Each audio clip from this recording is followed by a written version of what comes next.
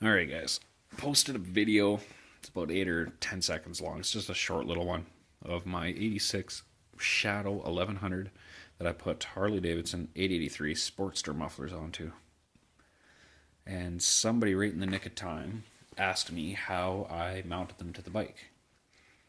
So instead of finishing up this side and covering up how I did it tonight, I'm going to show you how I did it all. So, first things first, I debaffled them.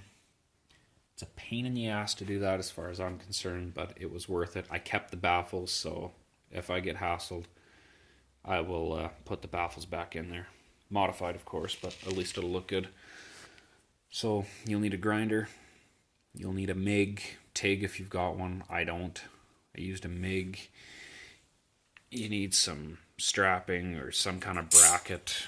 I tried that. It's a bumper bracket off of something. I don't know what. It didn't work, so I got some of the strapping. That's what I used. I used header wrap. Might be optional depending on how yours look. Mine look like crap, so I covered up all the ugly.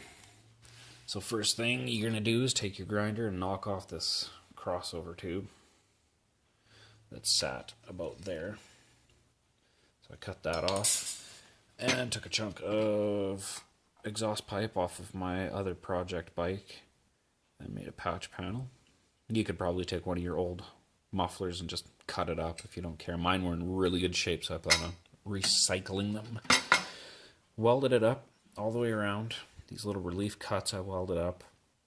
I probably could have clamped it on there to make it removable. I don't plan on ever taking them off. I really like the way it sounds, so I'm just going to leave that the way it is. So yeah, welded it up. I know they're not pretty. I'm not a welder, I'm a painter. So I'm working on it.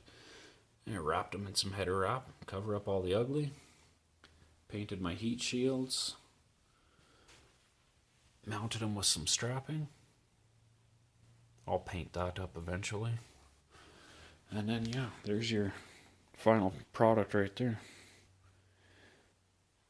So it's April here.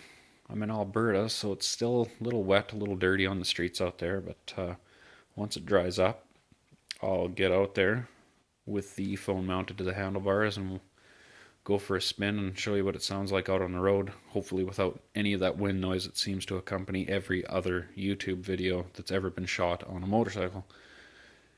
And yeah, I'll jump off and show you a couple more revs, maybe a little higher on the RPM. The bike was cold that day, so I didn't want to chance it.